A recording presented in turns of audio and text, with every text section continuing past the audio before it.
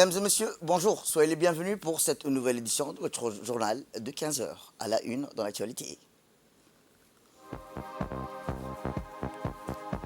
À la une dans l'actualité nationale, évaluation des dégâts des intempéries à Yobouki où le ministre de la Justice s'est rendu.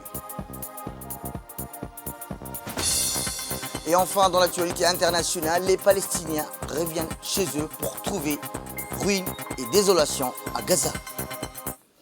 C'était le titre. Merci si vous nous rejoignez. Eh bien, à la suite de la précédente mission d'évaluation des dégâts causés par les intempéries, une délégation ministérielle composée du ministre de la Justice et des Affaires pénitentiaires chargé des droits de l'homme, M. Ali Hassan Bahdon, et du ministre des Infrastructures et de l'Équipement, M. Hassan Mohamed Ibrahim, accompagné du préfet de la région de Dikil, M.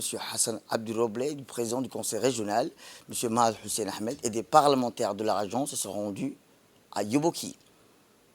À son arrivée, la délégation a été accueillie par le sous-préfet par intérim, M. Idriss Hussein Abbas, et les chefs coutumiers de cette localité. L'objectif de cette visite était de constater et de discuter avec la communauté locale les réalisations faites par le gouvernement et les projets en cours. À cet effet, une réunion avec les leaders coutumiers, des chefs religieux, ainsi que les maires de Yobouki. Cependant, les discussions avancées par la communauté ont porté sur les thématiques de l'éducation, la santé, le développement d'eau et les projets sociaux économiques. Sur ce, la communauté yobokoise a témoigné de sa profonde gratitude à l'endroit de son Excellence, le président de la République, M. Ismaël Mourgueli, pour avoir honoré ses engagements pris lors de sa dernière visite à Yobouki. Il s'est dit satisfait des réalisations faites à ce jour.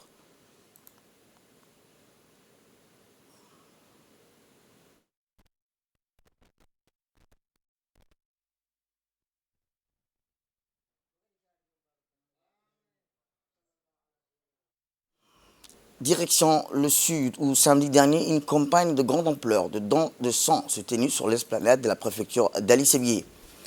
Organisée par l'association des jeunes du quartier de Château d'Eau, communément appelée par son sigle l'AJICD, en étroite collaboration avec la direction de l'hôpital régional Dr Ahmed Absi Ouarsama d'Ali Sébié, à sa tête Abraham Meidan Kidani et les autorités régionales.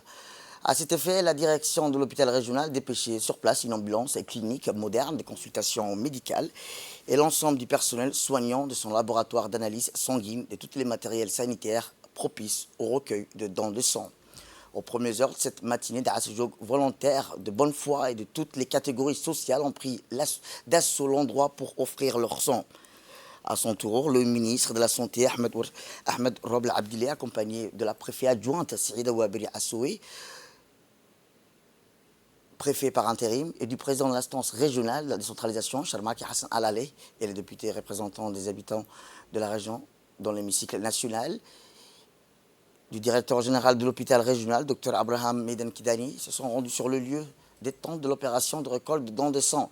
Les membres du gouvernement et les autres officiels ont montré l'exemple en offrant leur sang.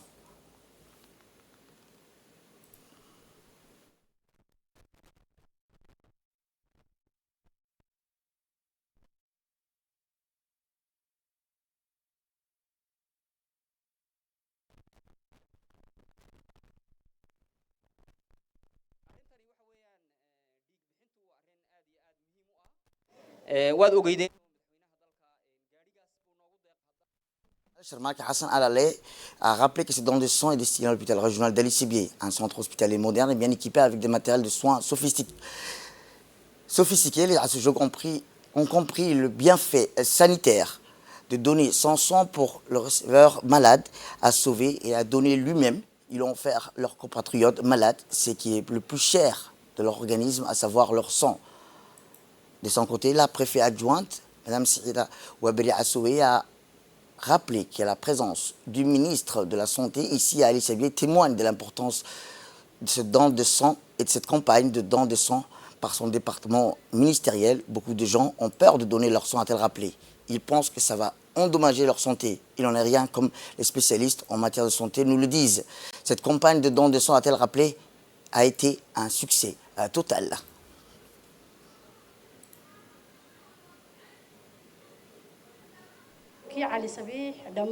Pour sa part, le ministre de la Santé, M. Ahmed Roble Abdile, en tant que premier responsable du ministère de la Santé avec ses principaux collaborateurs, a soutenu les initiateurs de cette campagne de dons de sang et les membres de la direction régionale. Donner son sang est un acte grandiose, médicalement, qui sauve une vie, a-t-il rappelé. Il a félicité et remercié la direction de l'hôpital régional et les membres de l'association AJCED, tous ceux qui ont participé à cette campagne noble de donation de sang. Il a indiqué qu'offrir son sang est bénéfique pour la santé et le donneur comme celle du receveur. Le sang humain se renouvelle périodiquement. Le don de sang est le plus grand geste de générosité, a-t-il fait savoir. Autre actualité dans ce 15 heures, c'est aussi sous l'égide du ministère du Travail, chargé de la formalisation et de la protection sociale, a tenu ce matin la réunion annuelle du CONTES, présidée par le ministre du Travail, chargé de la formalisation et de la protection sociale, Omar Abdi Saïd. La réunion annuelle du Conseil national du travail, de l'emploi et de la sécurité sociale a vu la participation des différents acteurs concernés, à savoir les syndicats, les travailleurs djiboutiens et le secteur privé. L'objectif principal de cette rencontre est de renforcer la gouvernance de la migration des main-d'œuvre à Djibouti.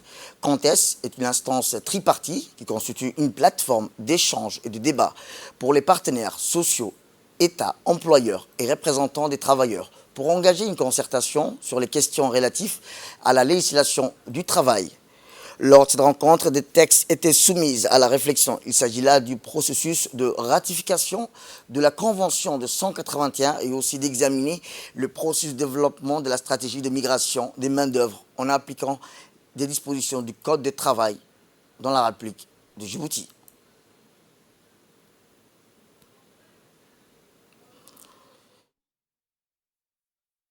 Renforcer la capacité des parties prenantes concernées par la migration des main-d'œuvre à Djibouti, en particulier le Conseil national du travail, de l'emploi et de la sécurité sociale, afin de faire avancer le processus de ratification de la Convention 181 et d'améliorer la compréhension des participants sur les normes internationales du travail liées des migrations des main-d'œuvre. Écoutons le ministre du Travail.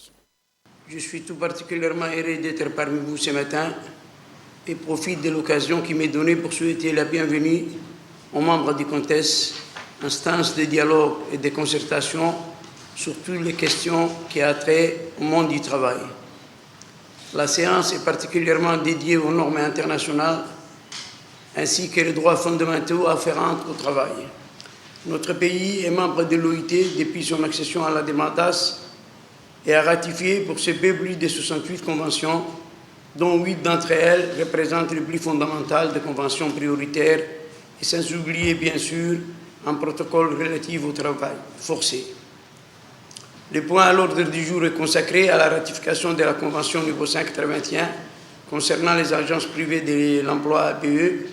Ces prestataires ont été autorisés à intervenir sur le marché du travail à la faveur de la législation du travail qui a favorisé l'embauche proprement dit et a introduit la flexibilité et la souplesse pour les travailleurs. Néanmoins, force est de constater aujourd'hui que le département du travail a mis en évidence que certaines règles fondamentales du Code du travail n'ont pu être observées en matière de gestion de contrats à durée déterminée. Cette situation, qui fragilise en effet les employés des APE, nous conduit à remanier les dispositifs juridiques réglementant le cadre des APE par une convention collective entre les représentants des opérateurs et leurs employés. Celle-ci a été conclue sous l'égide du ministère du Travail. Autre actualité dans ce 15 heures, c'est aussi le ministère délégué chargé de la décentralisation, organisé aujourd'hui au Kempinski Palace, un atelier de dialogue sur le plan de développement régionaux pour l'année 2021 à 2025. Il s'agit là de la stratégie de développer au niveau régional pour promouvoir la croissance économique, les infrastructures, l'éducation et d'autres aspects du développement. L'objectif est de répondre aux besoins uniques de chaque région en mettant en œuvre des initiatives adaptées aux caractéristiques et aux défis de chaque région. Ces plans sont souvent conçus en collaboration avec les acteurs locaux pour garantir une approche globale, efficace du développement régional. L'atelier qui s'est tenu aujourd'hui au Kempinski Palace a réuni des personnalités influentes, dont le ministre de la décentralisation, Kassim Haroum, la ministre des Affaires sociales, Mme Hloufa Abdou, le ministre de l'énergie, de l'enseignement supérieur, les secrétaires généraux, les présidents du conseil régionaux, des parlementaires, l'expertise France et l'Union européenne. L'atelier s'est tenu aujourd'hui au Kempinski Palace, a réuni des personnalités influentes, dont plusieurs ministres. Planifié. Et ce projet de développement régional a été aussi validé par ce qu'on appelle le CCDR, donc le comité de coordination du développement régional. Donc le ministère délégué chargé de la décentralisation travaille dans le sens d'appui, de consolidation du processus de la décentralisation. Donc quand on parle du plan de développement régional, nous pouvons dire que le ministère, pour le ministère, c'est important. Donc c'est un outil stratégique sur le développement sur le long terme de nos régions. Pourquoi ? Parce que dans le PDR, justement, chaque région a élaboré, a sélectionné tous ceux qui sont comme projets prioritaires afin de répondre justement aux besoins de la région, aux besoins des gens qui habitent dans les communautés les plus reculées possibles. Eh bien, voici les propos de la ministre des Affaires sociales. Le ministère des Affaires sociales et des Solidarités mène pour sa part de nombreuses activités afin de contribuer à l'amélioration des conditions de vie de nos populations et la réduction des inégalités. L'ensemble de nos interventions s'inscrivent dans le développement et le renforcement de la décentralisation. En outre, en termes de couverture, je vais vous donner quelques chiffres. Dans le domaine des filets sociaux de sécurité, dans les 5 régions de l'intérieur de la capitale, plus de 240 000 individus ont été couverts par les transferts monétaires et les transferts en nature ou les distributions en nature, soit près de 42 700 ménages. Pour la capitale, plus de 100 000 individus sont couverts. Eh bien, les projets contenus dans les PDR sont identifiés comme étant prioritaires et indispensables pour assurer dans un moyen terme un développement des régions. En outre, les projets issus du PDR sont tout à fait alignés sur les axes stratégiques du PND, c'est-à-dire qu'ils prennent en compte des objectifs institutionnalisation des connectivités et de l'inclusion prônés par le PND. Écoutons le ministre délégué chargé de la décentralisation. C'est pour moi un immense plaisir de prendre aujourd'hui la parole devant cet honorable et distingué public constitué en majorité des partenaires au développement. Des partenaires qui sont toujours prêts à répondre aux sollicitations du gouvernement et grâce à qui nous devons une partie des ressources utilisées pour le développement de notre pays. Malgré leur forte implication dans l'appui aux politiques publiques, les partenaires au développement, hormis l'Union européenne et l'Agence française pour le développement, se montrent très timides quand il s'agit d'appuyer le processus de la décentralisation et les collectivités territoriales. L'objectif de cet atelier est de faire connaître les atouts des régions et montrer aux partenaires au développement que les institutions décentralisées disposent de la maîtrise d'ouvrage et qu'elles sont en mesure d'assurer leur développement si elles bénéficient des ressources suffisantes. L'État, malgré ses ressources limitées, a toujours accompagné le processus de décentralisation. Il a mis en place un cadre juridique favorable pour faciliter la mise en œuvre des processus de la décentralisation. Je peux citer à ce propos de nombreuses lois adoptées et surtout le fait qu'un code de collectivité territoriale a été élaboré sur un financement de l'Union européenne, que je remercie au passage. Le code qui se trouve aujourd'hui à l'Assemblée nationale pour une adoption imminente. D'autre part, dans sa volonté d'assurer une autonomie financière aux conseils régionaux, l'État a mis à exécution une politique budgétaire et fiscale qui a amélioré de façon notable les ressources des conseils régionaux. Eh bien, c'est l'appel à la prière, nous reviendrons tout juste après. Autre actualité au Kempinski Palace, où le ministère délégué en charge de l'économie numérique et de l'innovation a organisé aujourd'hui au Palace Kempinski une table ronde pour présenter les besoins de financement de Djibouti pour le numérique. De nombreuses personnalités de haut niveau ont pris part à la table ronde, dont la ministre déléguée à l'économie numérique, Mme Mariam Hamadou, le ministre de l'économie et des finances, M. Ilyas Moussadaouali, et des représentants des institutions nationales qu'internationales, dont la représentante du PNUD. Lors de l'événement, la feuille de route de l'économie numérique a été présentée qui prévoit la mise en œuvre de 100 50 projets d'ici 2030. Ces projets visent à faire de Djibouti un leader dans la transformation numérique en Afrique de l'Est. Le coût total de ce projet est estimé à 840 millions de dollars. La ministre a appelé les investisseurs internationaux et nationaux à soutenir cette initiative qui est essentielle pour le développement économique et social de Djibouti. La table ronde a été suivie d'une série d'échanges entre les participants qui ont discuté des possibilités de collaboration, de financement. De la table ronde d'aujourd'hui était un événement primordial pour l'avenir de Djibouti. Elle marque le début d'une nouvelle phase dans le développement de l'économie numérique du pays.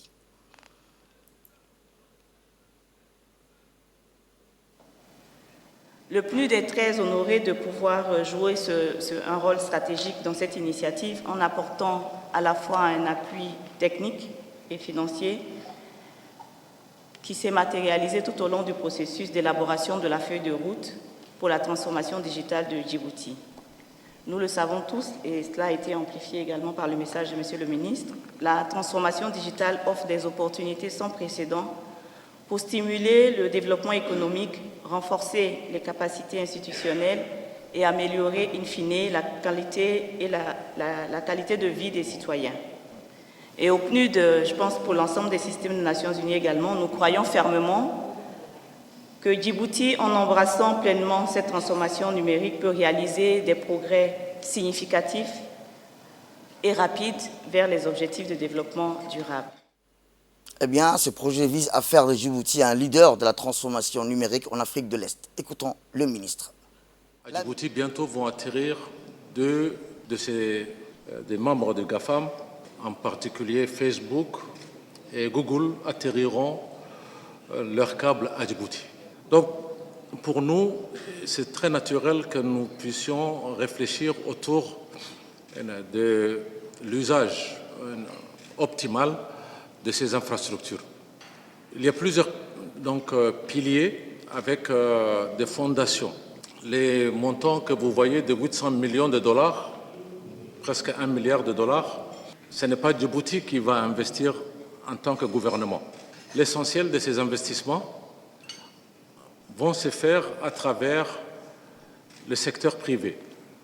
Donc, mon premier message aujourd'hui est on a besoin que les investissements directs étrangers, et en particulier des pays que vous représentez, des groupes de pays, je parle ici par exemple de Global Gateway de l'Union européenne, mais également au niveau bilatéral. Donc le secteur privé, son secteur privé est très bienvenu à travers ce portefeuille de projets disponibles. Deuxièmement, c'est de voir des investissements directs de la région. Au niveau de la région, en particulier du Moyen-Orient, il y a une dynamique exceptionnelle qui est en train de s'observer.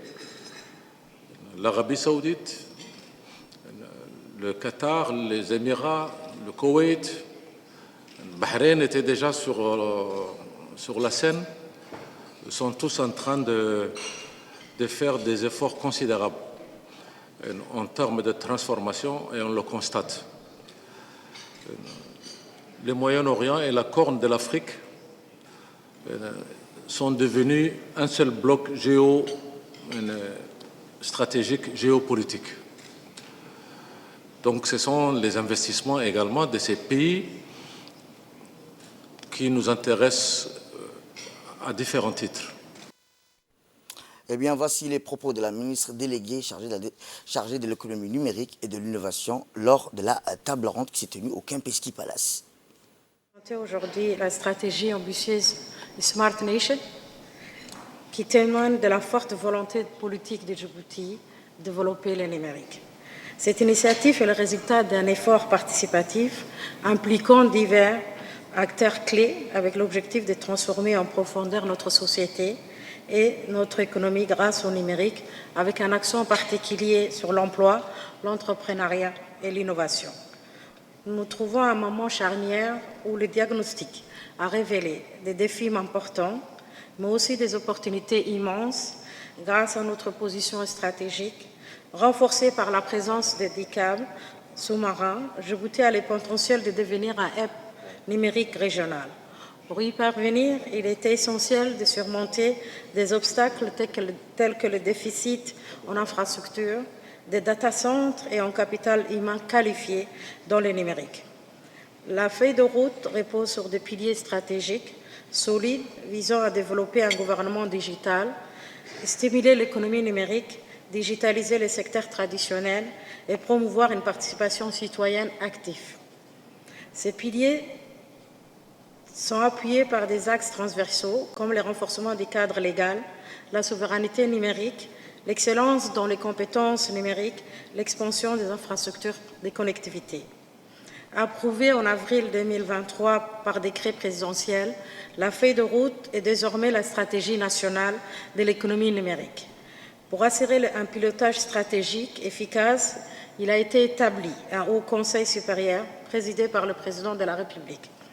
Cette instance clé se réunira prochainement pour lancer officiellement la mise en œuvre de la feuille de route et prioriser les actions stratégiques.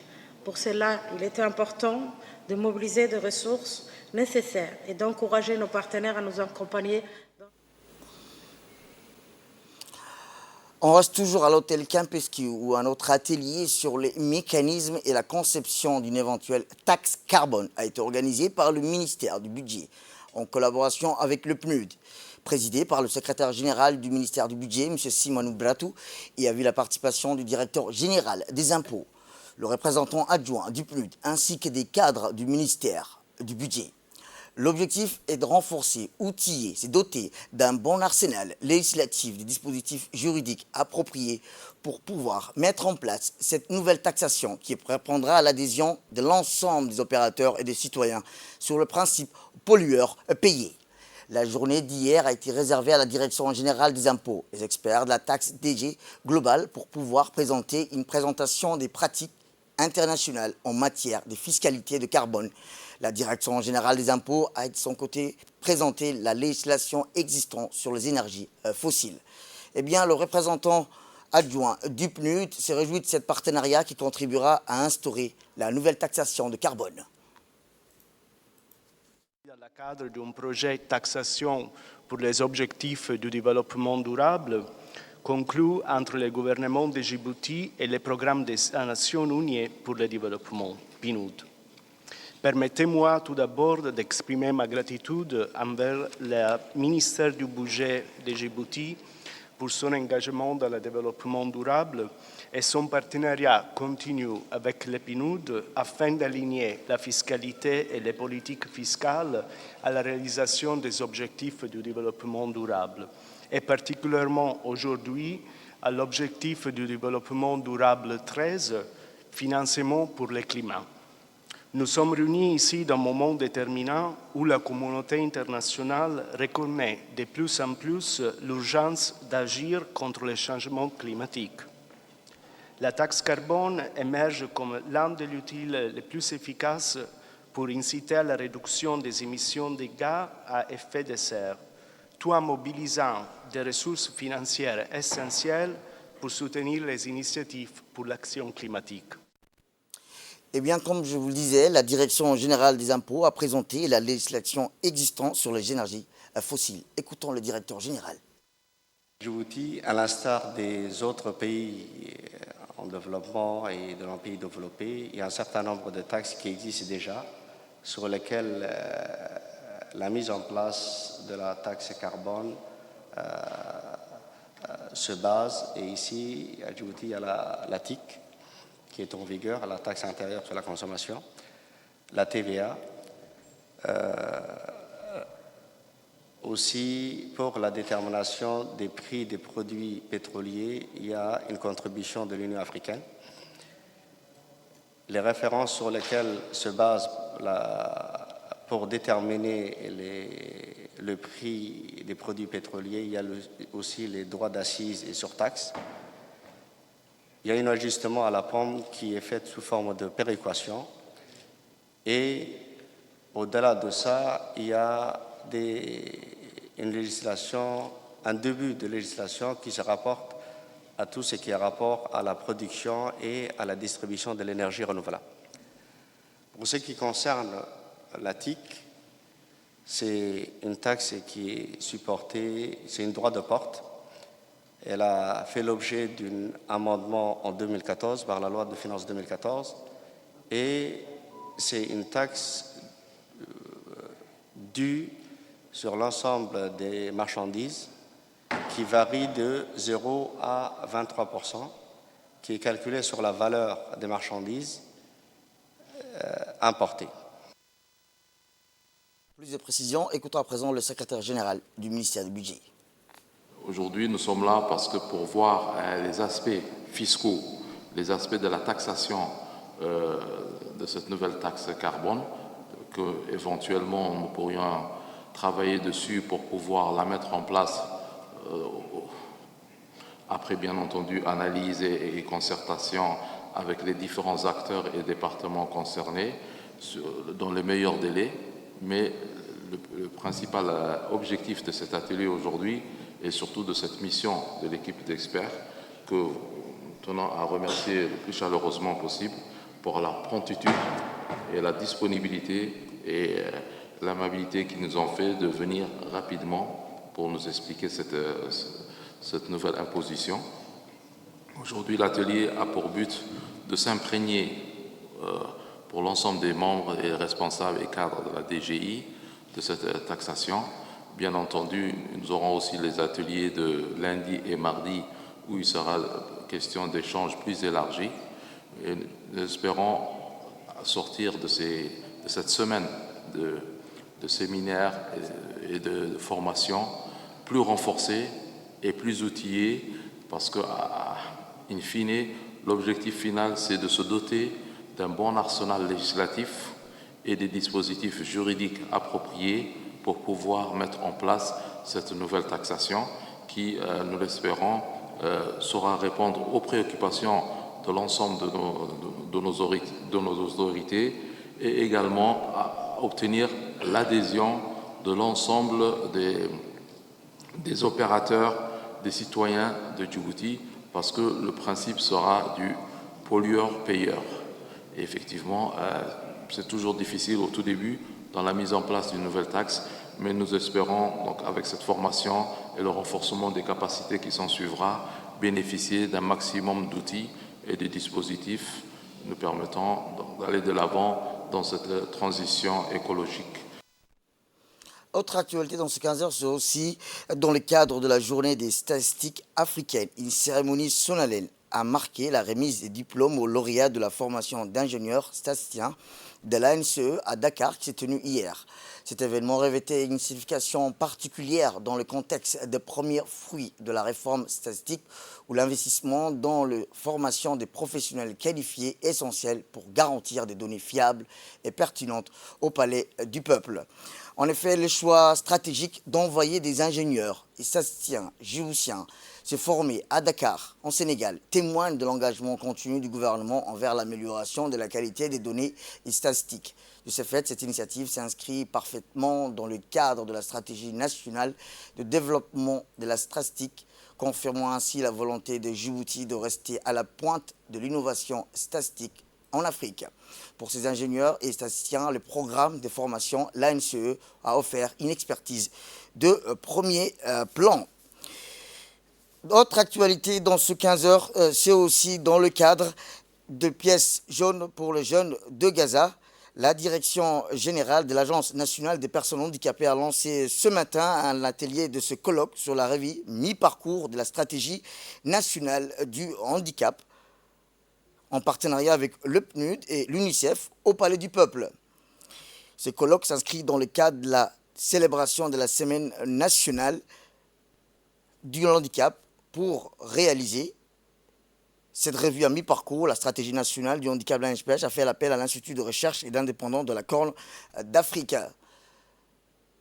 Ce colloque s'inscrit, rappelons-le, dans le cadre de la célébration de la Semaine nationale de handicap. Pour réaliser cette revue mi-parcours de la stratégie nationale du handicap, l'ANPH a fait appel à l'Institut de recherche indépendante de la Corne d'Afrique sous son acronyme ERICA. Ces colloques thématiques ont pour objectif d'évaluer l'avancée vers l'atteinte des objectifs de la stratégie nationale du handicap en discutant des réalisations et ainsi identifier les défis rencontrés et de formuler des recommandations.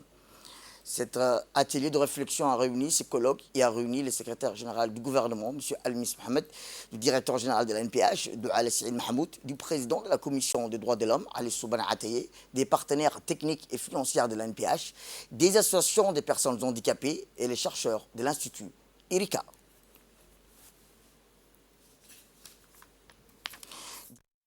Sud ou solidarité palestinienne, pièce jaune pour les jeunes de Gaza, premier versement du fonds récolté au CDC de Dikil et de Mouloud.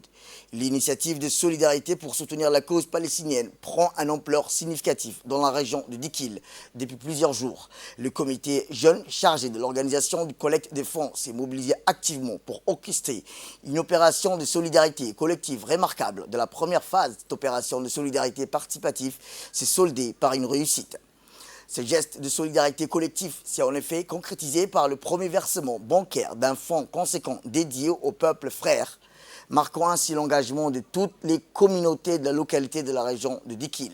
La mobilisation de cet événement fut d'autant plus renforcée par la présence des autorités de la région telles que le préfet, le président du conseil régional, ainsi que des membres influents des comités de Mouloud et des jeunes. Ensemble, ils ont assisté au versement des fonds collectés au compte de Salam Bank, spécialement attribué à cet effet. Ces premiers versements deviennent ainsi le symbole de l'unité et du soutien apporté à la solidarité palestinienne. Les fonds collectés n'est qu'une première réponse collective à l'appel du président de la République, son Excellence Ismaël Mergeli. En effet, l'initiative se poursuivra dans les jours à venir.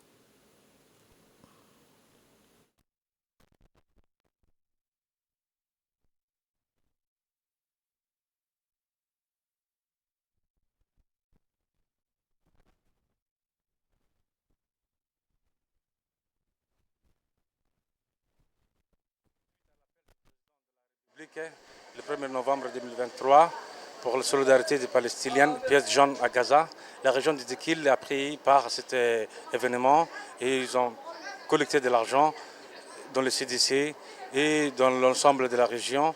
Et cet événement a pris part les jeunes, les moins jeunes, les femmes, l'UNFD et aussi, sans oublier aussi, le comité des Mouloud aussi, ils ont pris part. Et je remercie beaucoup. Et cet événement aujourd'hui, c'est le premier versement de collecte des fonds pour la solidarité pour les Palestines. Et je remercie l'autorité. On vient mettre les premiers versements à la banque. Et nous remercions les autorités de Dikil, les préfets, le président du conseil régional et aussi les associations des femmes, les jeunes et aussi sans oublier aussi le président du comité, Mahmoud Dabbar Roble. Et aussi, Inch'Allah, ça va se dérouler encore aussi et jusqu'à dans la localité, sous-localité. On attend beaucoup de ce geste qui est vraiment une solidarité, qui est vraiment solidaire. Un grand remerciement à tous les participants qui sont donnés les efforts pour amener quelque chose pour notre peuple palestinien. Et enfin, fait divers pour clore l'actualité nationale, dans le cadre de la lutte contre la contrebande, sur toutes ses formes et agissant sur des renseignements regroupés, les enquêteurs de l'escadron de la sécurité routière de PK12 interceptent un quadricycle transportant des marchandises de contrebande à la cité Nassib. Lors d'une perquisition effectuée dans ce quadricycle, les gendarmes ont saisi 21 cartons de cigarettes de marque Benson et Royal, des médicaments composés de 10 cartons de Glofil, 5 cartons de Belief, 2 cartons de Macmol, 3 cartons de Gricopolt, 2 cartons de Chlorestream ainsi que des produits cosmétiques. Ces cigarettes, médicaments et produits cosmétiques dont la vente est prohibée à Djibouti étaient introduites frauduleusement dans le territoire national et ces agissements nuisent gravement à l'économie nationale. Les auteurs des faits ont été arrêtés puis placés en garde à vue pour enquête. À l'issue, ils seront traduits devant la justice afin de répondre à leurs actes. Il est demandé aux commerçants de ne pas introduire illégalement des produits ou médicaments sur le territoire national. Dans le cas contraire, ils s'exposent à des poursuites judiciaires et seront sévèrement sanctionnés.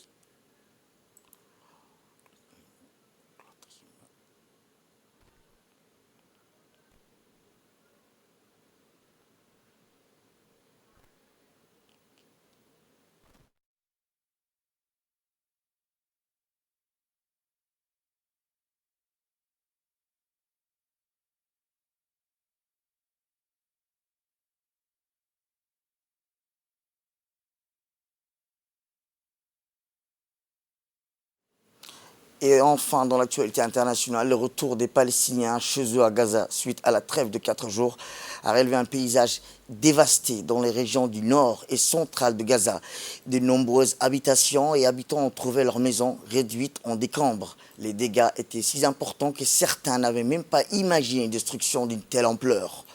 Les Palestiniens dans le camp de réfugiés de Bourouch, situé dans le centre de Gaza, ont témoigné de la destruction totale de leur maison. Une femme âgée a partagé le choc de découvrir sa maison détruite, déclarant que ce n'était pas une guerre, mais un génocide, qualifiant des événements de crimes sans précédent. C'est tout pour cette édition. Merci à vous de nous avoir suivis. Restez avec nous pour la suite de notre programme télévisé. Le programme continue sur Télé Djibouti.